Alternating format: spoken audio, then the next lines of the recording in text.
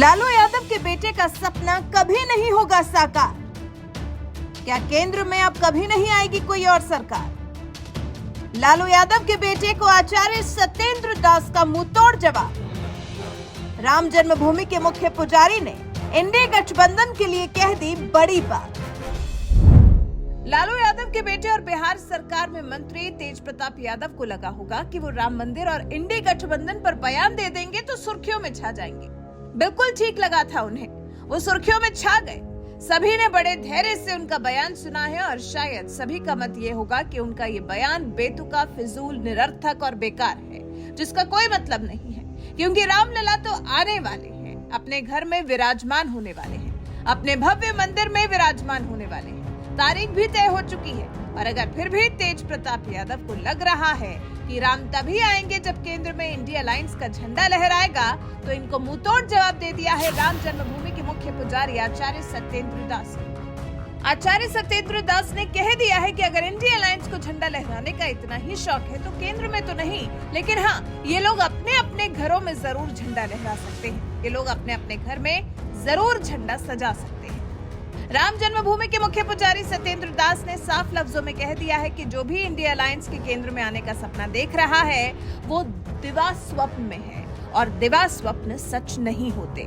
सुनिए आचार्य सत्येंद्र दास ने तेज प्रताप को कैसे दिया जवाब। वो कौन लहराएगा, उसका झंडा निकालता है, अपने अपने घर में लहरावे।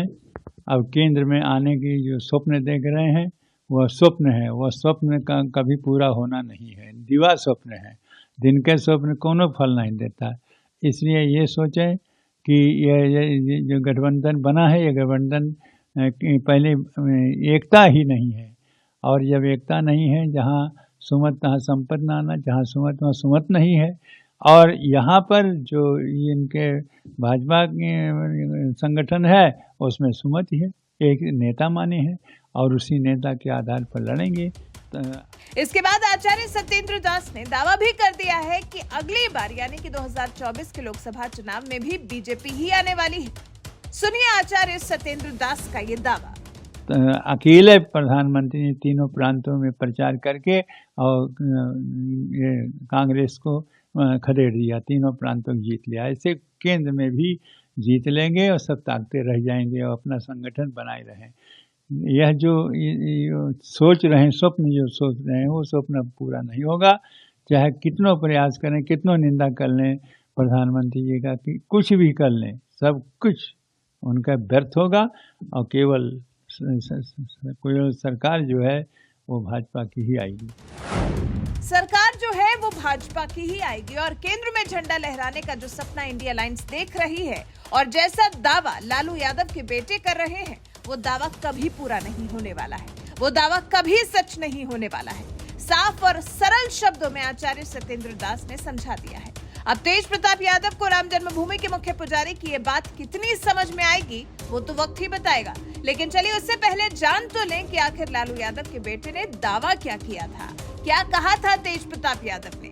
दीपोत्सव मनाने के लिए प्रधानमंत्री ने कहा है राम मंदिर को उद्घाटन के दौरान जब केंद्र पे इंडिया महागठबंधन का ध्वजा लहराएगा उसी दिन राम घर आएंगे। जिस दिन केंद्र में इंडिया अलायंस का झंडा लहराएगा उस दिन राम आएंगे। अब तेज प्रताप यादव को तो आचार्य सत्येंद्र दास ने जवाब दे दिया है, लेकिन फिर भी आरजेडी नेताओं की राम मंदिर को लेकर बयानबाजी जारी है। बीजेपी पर राम के नाम पर राजनीति करने का आरोप लगाने वाले अब खुद राजनीति में राम नाम को घसीट रहे हैं। आरजेडी विधायक और बिहार के शिक्षा मंत्री प्रोफेसर चंद्रशेखर यादव ने तो प्राण प्रतिष्ठा कार्यक्रम पर ही सवाल उठा दिया। पूछा है कि भगवान के अंदर प्राण देने का अधिकार किसको है। वहीं आरजेडी के विधायक फतेह बहादुर सिंह ने राबड़ी आवास के बाहर ही राम मंदिर का विवादित पोस्टर लगवा दिया, जिसमें लिखा था मंदिर का मतलब है मानसिक गुलामी का मार्ग और स्कूल यानी जीवन में प्रकाश। पोस्टर में यह भी लिखा है कि जब मंदिर की घंटी बजती है तो अंधविश्वास, पाखंड, मूर्खता और अज्ञानता की ओर बढ़ने का संकेत है। वहीं जब स्कूल की घंटी बजती है तो तर्कपूर्ण ज्ञान और वैज्ञानिकता के साथ प्रकाश की ओर बढ़ रहे हैं, इसका सूचक है। अभी तो देखते जाइए राम नाम को लेकर इस देश के अलग अलग नेता और कितनी उलझुल बयानबाजियां करते हैं, और सिर्फ राम नाम को लेकर ही नहीं बल्कि मंदिर के ही वजूद को गलत बताने लगे।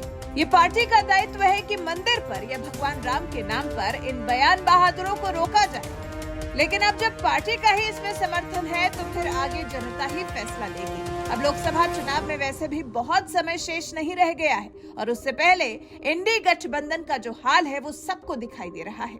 वैसे आपका तेज प्रताप यादव के बयान पर जिस तरह से राम जन्मभूमि के मुख्य पुजारी सत्येंद्र दास ने जो मुंहतोड़ जवाब दिया है, इस बारे में क्या कहना है? इस बारे में आपकी राय हमें कमेंट कर जरूर बताएं। साथ ही हमारे चैनल को सब्सक्राइब कर बेल आइकन दबाना बिल्कुल न भूलें। मैं कायम हूँ, मेरा लक्ष्य यही है कि अपने बहुजन समाज के बच्चों को अंधविश्वास से बाहर निकालकर उनके हाथों में कलम और किताब देना चाहता हूँ। किसी ग्रंथ में हिंदू है ही नहीं, हम शूद्र हैं, हम हिंदू नहीं हैं। ऐसे लोगों को चिन्हित कर करके सेना के हर टुकड़ी के साथ 2-4 लोगों को वहाँ रखना चाहिए ताकि हमारा सेना शहीद हो और तुरंत उसमें मतलब डाल दे प्राण। मैं कायम हूँ, मेरा लक्ष्य यही है कि अपने बहुजन समाज के बच्चों को अंधविश्वास से बाहर निकालकर उनके हाथों में कलम और किताब देना चाहता हूं। तो कह रही है कि आपको अब हिंदू के नाम पर वोट भी नहीं मांगना चाहिए, उनके घरों पे भी नहीं जाना चाहिए। जो कहते हैं पहले वो ग्रंथ को पढ़ें, आप बताएं हमें कि किस ग्रंथ में हिंदू शब्द का उच्चारण है। अरे किसी ग्रंथ में हिंदू है ही नहीं।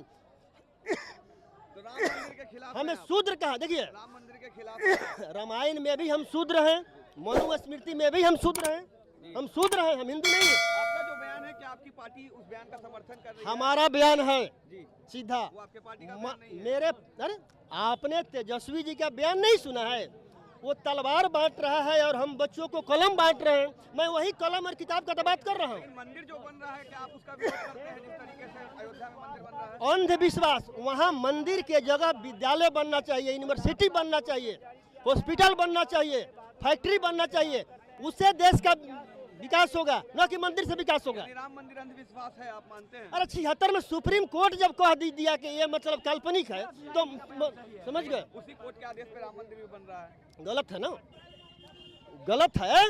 आप समझिए अभी पूरे देश में डंबर फैलाया जा रहा है कि राम मंदिर में राम के जो राम लल्ला का मूर्ति बना है उसमें प्राण डाला जाएगा।